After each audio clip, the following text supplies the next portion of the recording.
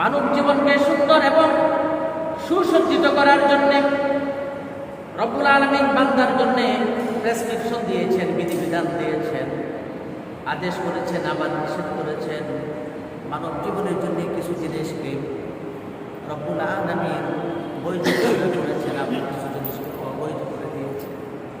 সব কিছু একটা সমন্বয়ে রব্বুল আলামিন তার বান্দার জীবনটাকে স্বাভাবিক রাখার জন্য, নিয়মতান্ত্রিকতায় রাখার জন্য যে সমস্ত নিয়ম কানুন দিয়েছেন, এগুলো হচ্ছে রব্বুল আলামিনের। এগুলোর নাম কি? রব্বুল আলামিনের হুকুম। এগুলো রব্বুল আলামিনের আদেশ। মনিব কর্তৃক তার গোলামের জন্য বিধিবিধান। আজকে পার্থিব জীবনে মানুষ যখন দোকানে একজন কর্মচারী নিয়োগ দেয়, অথবা পার্থিব জীবনে যখন কোনো কোম্পানিতে হোক অথবা কোনো সরকারি কোনো কার্যক্রমের ভিত্তিতে হোক, যখন একটা মানুষকে কর্মকর্তা হিসেবে নিয়োগ দেয়, তখন তার জন্য কিছু বিধিবিধান দেওয়া হয় যে আপনি এই চাকরিটা করতে হলে এই জিনিসগুলো আপনাকে মেনে চলতে হবে, এ ধরনের নিয়মকানুন আপনাকে ফলো করতে হবে, আপনি এই চাকরিতে কর্মরত অবস্থায় এই ধরনের কোনো কাজ কার্যক্রম করতে পারবেন না, এগুলো করবেন না, এভাবে আসবেন, এভাবে যাবেন, তাই না? এগুলো দেওয়া হয় যাতে ব্যক্তি সংশ্লিষ্ট প্রতিষ্ঠানের নিয়ম কানুন মেনে তিনি চাকরিটা করতে পারেন। বলেন তো, চাকরি জীবনের অফিস যে সমস্ত আদেশ দেয়, এগুলোকে লঙ্ঘন করে কোনো মানুষ কি চাকরি করার ক্ষমতা তার থাকে? প্রিয় ভাইয়েরা, রব্বুল আলামিনের এই প্রদত্ত সুন্দর দুনিয়ায় আপনি আমি চলি। রব্বুল আলামিনের এই দুনিয়ায় আমরা বিচরণ করি, রব্বুল আলামিনের এই দুনিয়ায় আমরা বসবাস করি, রুজি করি, কামাই করি, খরচ করি, প্রতিবেশীদের সাথে আমরা চালচলন চলাফেরা করি, আত্মীয়তা করি, ব্যবসা বাণিজ্য করি, অনেক কিছুই করি। যিনি আপনাকে এখানে পাঠালেন, আপনি কিভাবে চলবেন? যিনি আপনাকে এখানে পাঠালেন, কিভাবে আপনি লেনদেন করবেন? যিনি আপনাকে এখানে পাঠালেন, আপনি কিভাবে পৃথিবীতে বিচরণ করবেন? কোন জিনিসগুলো আপনি মানবেন, কোনগুলো আপনি করবেন, কোনগুলো আপনাকে করা আপনার জন্য জায়েজ নেই, বৈধ নেই, এই ধরনের কিছু নিয়মকানুন তো আপনার জন্য দিয়েছি। এই গোটা জীবন পরিচালনার জন্য যত সব বিধিবিধান দিয়েছেন, গোটা জীবনটাকে পরিচালনা করার জন্য যত নিয়ম কানুন দিয়েছেন, যত আইন কানুন করেছেন, যত আদেশ দিয়েছেন, যত নিষেধ করেছেন, সমস্ত কিছুর একটা চিত্রের নাম হচ্ছে ইসলাম। সামগ্রিক বিষয়গুলোকে কি বলা হয়? ইসলাম। রব্বুল আলামিন ইসলাম দিয়েছেন আর ঘোষণা করেছেন, ইয়া আইয়ুহাল্লাযীনা আমানু উদখুলু ফিস-সিলমি কাফা ওয়া লা তাত্তাবি'উ খুতুওয়াতিশ শাইতান ইন্নাহু লাকুম আদুউম মুবিন। আবার অন্য আয়াতে বলেছেন, ইন্নাদ-দীনা ইনদাল্লাহিল ইসলাম।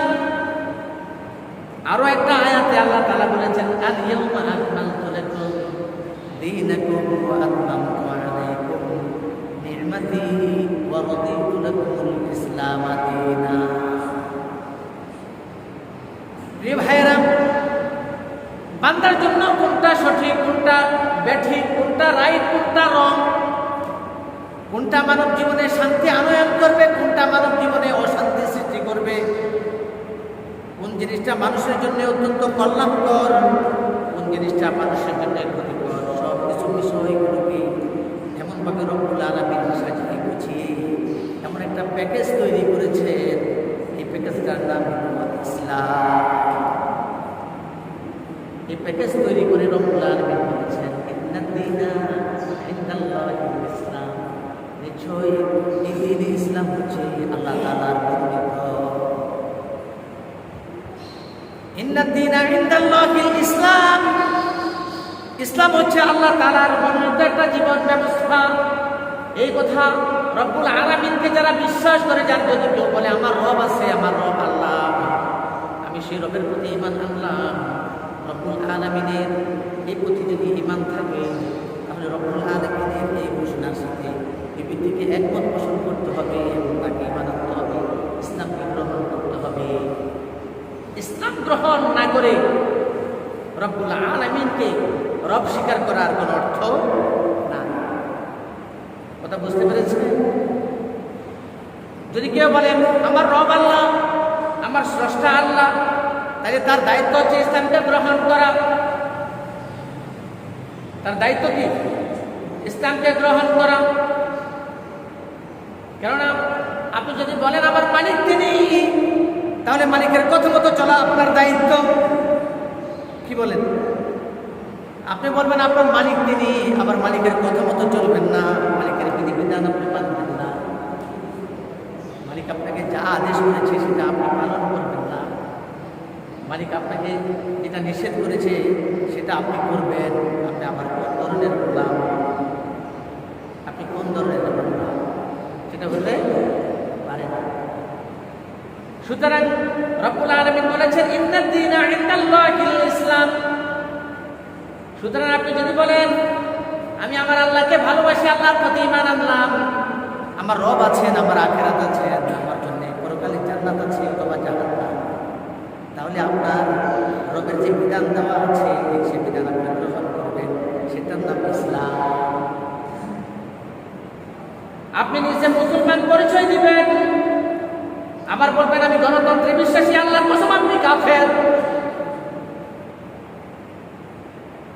আপনি যদি বলেন যে আমার রব আল্লাহ, আমার ধর্ম ইসলাম, আবার আপনি যদি বলেন আমি জাতীয়তাবাদী মানুষ, তাহলে বোঝা যায় আপনি আপনার ইমানটাকে কমপ্লিট করতে পারলেন না, আপনি ইসলাম গ্রহণ করতে পারলেন না।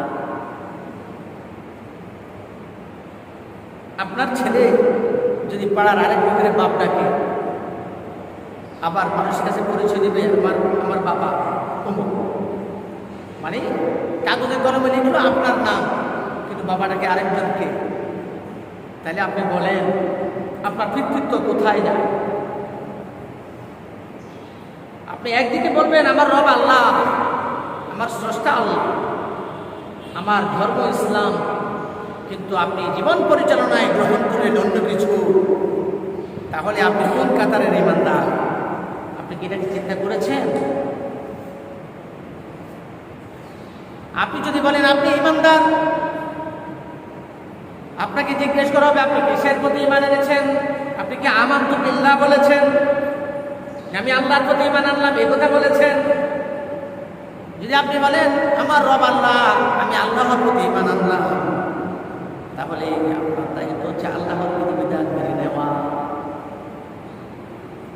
আল্লাহ, আপনি যদি আপনার অভিভাবক যদি আল্লাহ হয়, তাহলে আপনি আপনার অভিভাবকের বিধিবিধান আপনাকে মানতে হবে। যার অভিভাবক নাই, তার কেউ নাই, যার অভিভাবক নাই তার কেউ নাই, সহজ। একজন ইমানদারের অভিভাবক হচ্ছেন কে? আল্লাহ।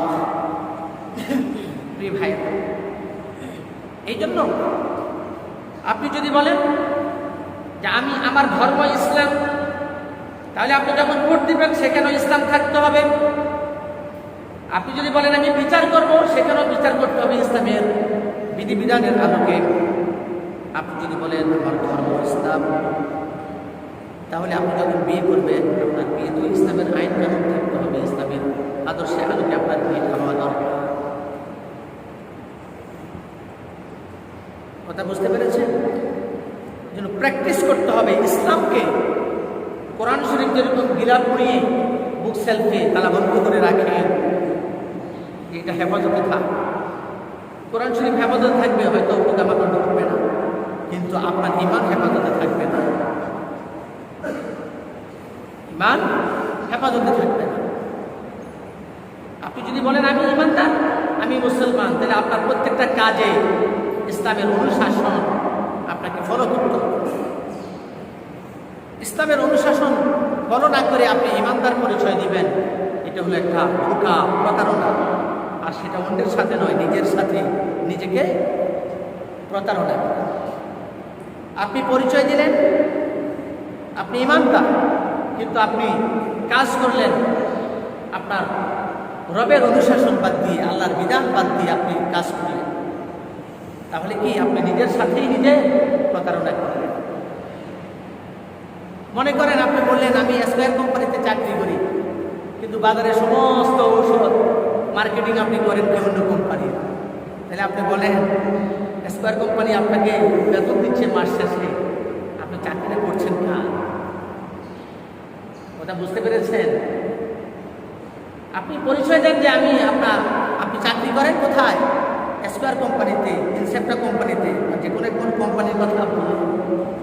কিন্তু যে কোম্পানির পরিচয় আর আইডি কার্ড বহন করে আপনি চলেন, ওই কোম্পানির মেডিসিন আপনি মার্কেটিং করেন না, বাজারজাত করেন না, করেন অন্য কোম্পানি। তাহলে আপনি বলেন আপনি এক কোম্পানির স্যালারি, বেতন ভাতা ভোগ করছেন, আর অন্য কোম্পানির মেডিসিন আপনি মার্কেটিং করছেন। আপনি কি করছেন? আপনি বুঝতে পেরেছেন? ঠিক তত আপনি যদি বলেন আমার রব আল্লাহ, আমি আল্লাহর প্রতি ঈমান এনেছি, আমার ধর্ম ইসলাম, তাহলে এই কথা যে ব্যক্তি ঘোষণা দিবে সে আল্লাহর বিধান পেতে রেখে ব্যবসা বাণিজ্য করতে পারে না, সে আল্লাহর বিধান পেতে রেখে বিয়ে করতে পারে না, সে আল্লাহর বিধান পেতে রেখে কোনো কাজ সম্পাদন করতে পারে না, সে আল্লাহর বিধান বাদ দিয়ে ছোট্ট একটি ঠুমকো কাজও করতে পারে না।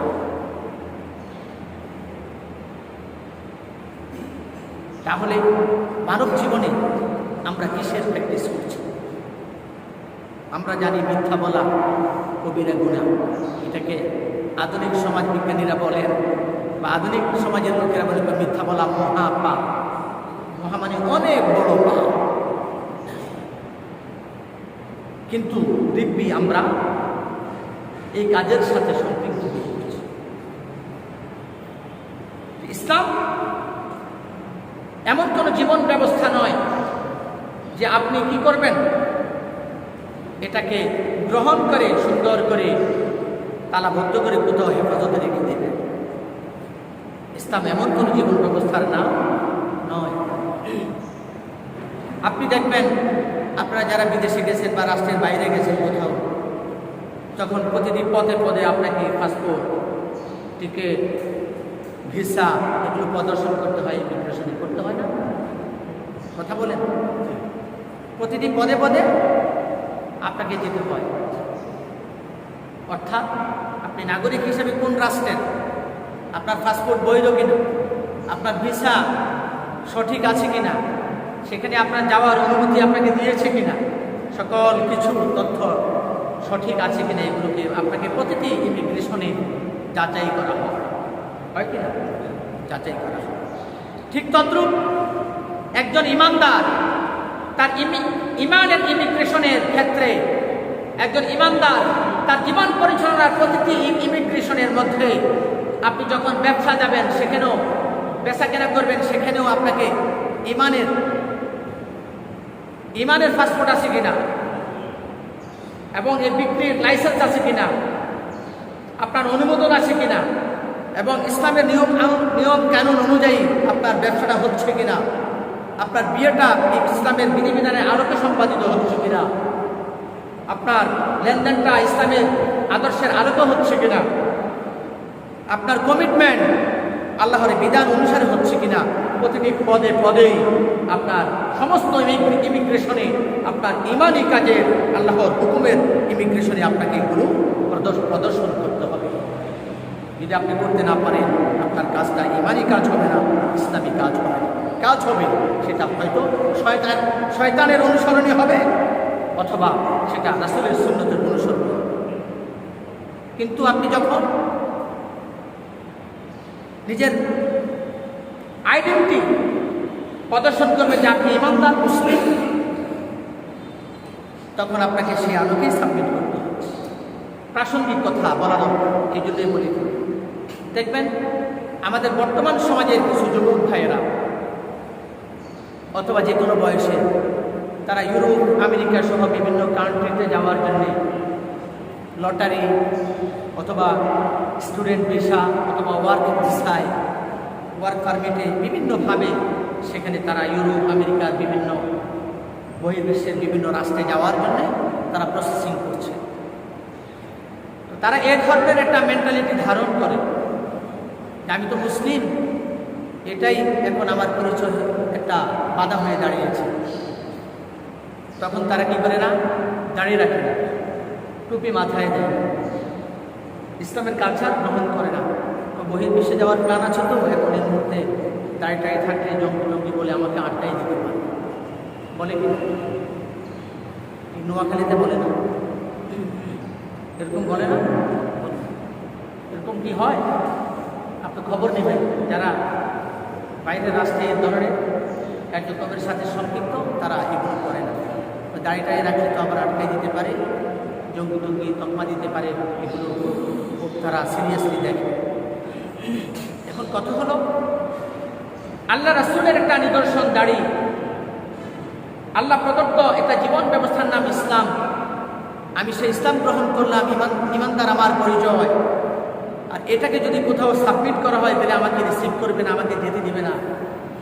আর এই জন্য আপনি এটাকে হাইড করবেন, গোপন রাখবেন, এরপরও আপনি সেখানে যেতে চান। আপনি কোন মাফের মুসলিম? আপনি কি কখনো চিন্তা করেছেন?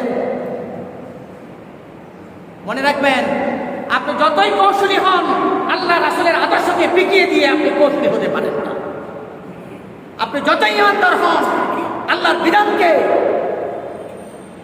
ডিসাইড করে আপনি কখনো কৌশলী হতে পারেন না। আপনাকে যদি বলা হয় যে তোমার বাবার নাম তো সিরাজুল ইসলাম, এই ব্যক্তি তোমার বাবা, রাইট? আপনি বলবেন হ্যাঁ। আপনাকে যদি বলা হয় তুমি তোমার বাবার নামটা পরিবর্তন করে তাজুল ইসলাম দেবে, আপাতত আগামী 1 সপ্তাহের জন্য বা 40 দিনের জন্য তোমার বাবা হবে তাজুল ইসলাম, তোমার বাবার নাম তুমি অস্বীকার করবে, তাহলে আমি তোমাকে অমুক জায়গায় পৌঁছে দেব, ইউরোপে পাঠিয়ে দেব, আপনি কি রাজি হবেন? আপনার বাবা, আপনার জন্মদাতা বাবার পরিচয় আপনি অস্বীকার করবেন? কথা বলেন। আপনি তো এখানে যদি আপনি এটা অস্বীকার করেন, আপনার জন্মই তো ঠিক থাকে না, জন্ম পরিচয় তো ঠিক থাকে না। তাই আপনি রব্বুল আলামিনের প্রদত্ত ইসলামকে গ্রহণ করেছেন, আপনি নবী মুহাম্মদুর রাসূলুল্লাহ সাল্লাল্লাহু আলাইহি সাল্লামের উম্মত হিসেবে নিজেকে পরিচয় দেন। আর আপনি পার্থিব জীবনের লোভ আর লালসার কাছে ইসলামের আদর্শকে বিকিয়ে দিয়ে দাড়ি সহ মুসলিম পরিচয় দিতে আপনি অস্বীকৃতি দিয়ে আপনি বহির্বিশ্বে ইউরোপ আমেরিকা যাওয়ার প্রত্যাশা পোষণ করেন। আপনি কোন মাপের ইমানদার? আপনি কোন ধরনের রাসূল, কোন মাপের আপনি রাসূল সাল্লাল্লাহু আলাইহি সাল্লামের উম্মত? আপনি কি কখনো বিবেচনা করেছেন?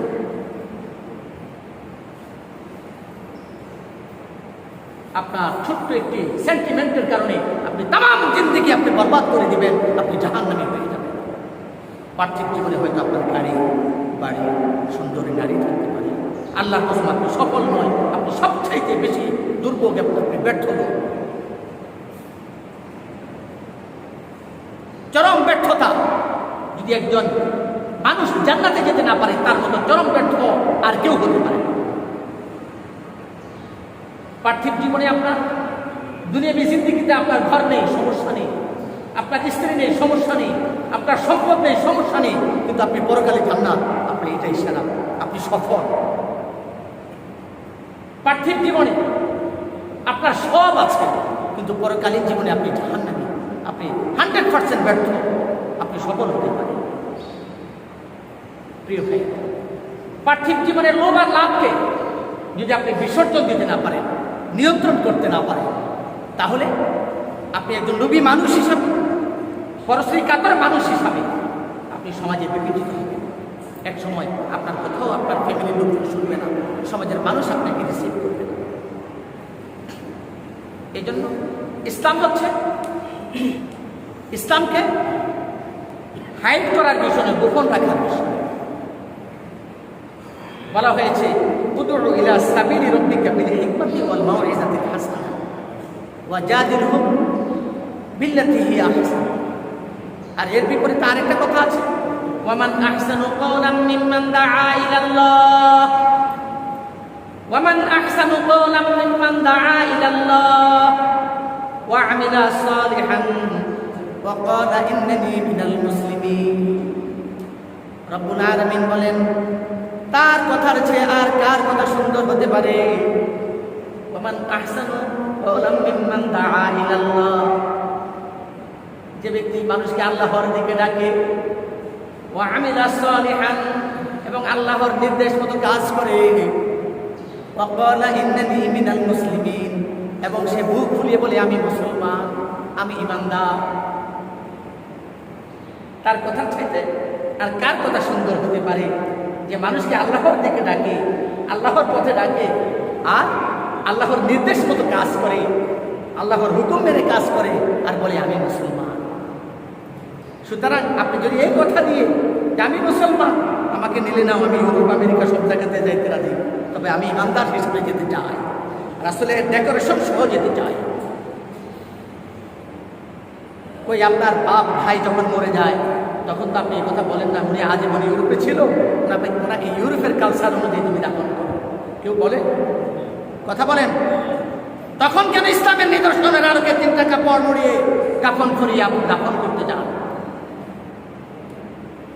বাঁচার সময় আপনার রাসূলের ডেকোরেশনের কথা আপনার মনে থাকে না, মরার সময় যে ব্যক্তি মরে গেছে নিজের কাপড় নিজেই জড়াতে পারে না, তাকে কোনো আপনি ইসলামের কাফনের কাপড় নিদর্শন শিখে জড়িয়ে আপনি তাকে দাফন করেন। তখন আপনার ইউরোপের কালচার আর ক্যান্সার কোথায় থাকে? আমেরিকার কালচার আর ক্যান্সার কোথায় থাকে আপনার?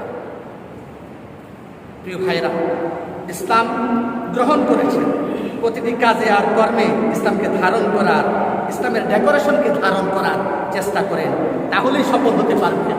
পার্থিব জীবনে আপনি গরিব হতে পারেন, মুসি হতে পারেন, ফকির হতে পারেন, মিসকিন হতে পারেন, তাতে কিছু যায় আসে না। আপনি পরকালে জান্নাতের নাগরিক হবেন, জান্নাতের বাসিন্দা হবেন, আপনার জন্য চরম সফলতা সেটাই। যদি আপনি আখিরাতে জান্নাতের বাসিন্দা হতে না পারেন, আপনি চরম ব্যর্থ। আপনার মতো দুর্ভোগের মানুষ আর কেউ থাকবে না। আল্লাহ তাআলা আমাদেরকে জীবন চরিত্রে ইসলাম আর ইমানের ডেকোরেশন ধারণ করার তৌফিক দান করুন।